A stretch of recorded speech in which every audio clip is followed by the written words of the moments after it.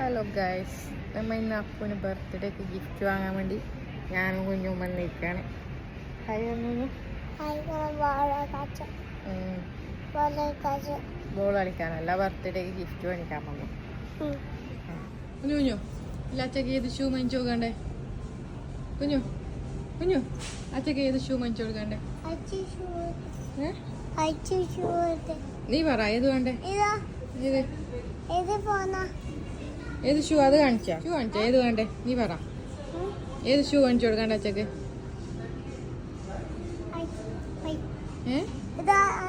Shoe വേണ്ടേ? നോക്കിട്ട് പറ. സ്കെച്ചസിന്റെ കുഞ്ഞുനല്ല, അച്ഛക്ക് ഏത് ഷൂ വേണ്ടേ? നമ്മ അപ്പോൾ ഒരു ഷൂ വാങ്ങാൻ വിചാരിച്ചിട്ടുണ്ട്. ഇതിൽ സ്കെച്ചസിൻ്റെ ഷൂ ആണ് യൂസ് ചെയ്യല്. അപ്പോൾ ഒരു നല്ല ഷൂ എടുക്കണം. ഇതുണ്ട്, ഓൾറെഡി ഉണ്ട് ഈ കളർ. നോക്കട്ടെ. കുഞ്ഞുവിനെ വലിച്ചു കൊണ്ടുവന്നത് ടോയ്സ് എടുക്കാൻ വേണ്ടിയിട്ടാണ്. ഇത് കറക്റ്റ് എവിടെയാണെന്നുള്ള അറിയാം സ്ഥലം.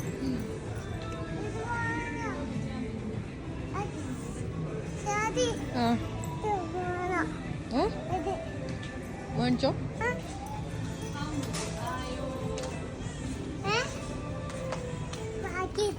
കിട്ടിയാ?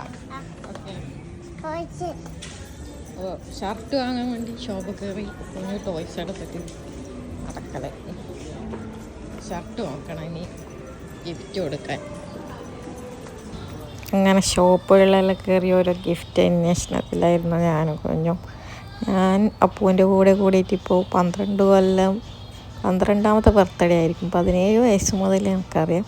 അപ്പോൾ മുതൽ എൻ്റെ ചെറിയ ചെറിയ ബഡ്ജറ്റെല്ലാം വെച്ച് ഞാൻ ഗിഫ്റ്റ് വാങ്ങിക്കാറുണ്ട്. ഞാൻ ആദ്യമായിട്ട് വാങ്ങിച്ചു കൊടുത്തത് ഒരു ബ്ലൂ ഷർട്ടായിരുന്നു. അപ്പം നേരിട്ട് കാണാനുള്ള അവസരങ്ങളൊന്നും ഉണ്ടാവില്ല. നമ്മൾ ഫ്രണ്ട്സ് എല്ലാം ദൂതയച്ചിട്ടെല്ലാമായിരുന്നു ഗിഫ്റ്റുകൾ കൈമാറുന്നുണ്ടായത്. അതൊക്കെ ഒരു നല്ല ഓർമ്മയായിരുന്നു. അങ്ങനെ ചെറിയൊരു കേക്ക് കട്ടിങ് ഒക്കെ പ്ലാൻ ചെയ്തിട്ടുണ്ട്. ഇത്തവണ ഗിഫ്റ്റ് കൊടുക്കുന്നത് എൻ്റെ മോൻ്റെ കൈ കൊണ്ടാണ്. അതാണ് ഒരു വലിയ സർപ്രൈസ്. ഇത്ര കാലം പല ആൾക്കാരുടെ കയ്യിലെല്ലാം ഗിഫ്റ്റ് കൊടുത്തതെല്ലാം എനിക്കിപ്പോൾ ഓർമ്മ വരുന്നുണ്ട്. സ്റ്റാറ്റസ് സ്റ്റോറി ഇട്ടതും ഫേസ്ബുക്കിൽ വിഷ് ചെയ്യലും അങ്ങനെ പല പല പല സാഹചര്യങ്ങളിലേക്ക് കടന്നു കിടന്നത് അവസാനം എൻ്റെ മോൻ്റെ കയ്യിൽ നിന്ന് ഗിഫ്റ്റ് വാങ്ങുന്നത് വരെ എത്തി. അപ്പോൾ നല്ല ഇനിയും അടിപൊളി ബർത്ത്ഡേകളെല്ലാം ആഘോഷിക്കാൻ കഴിയട്ടെ. Happy birthday to you. അങ്ങനെ അപ്പൂൻ്റെ 30ാമത്തെ ബർത്ത്ഡേ ഒരു കേക്കെല്ലാം മുറിച്ച് KFC എല്ലാം കഴിച്ച് നമ്മൾ ആഘോഷിച്ചിരിക്കുകയാണ്. Thank you so much. Happy birthday to you Appu.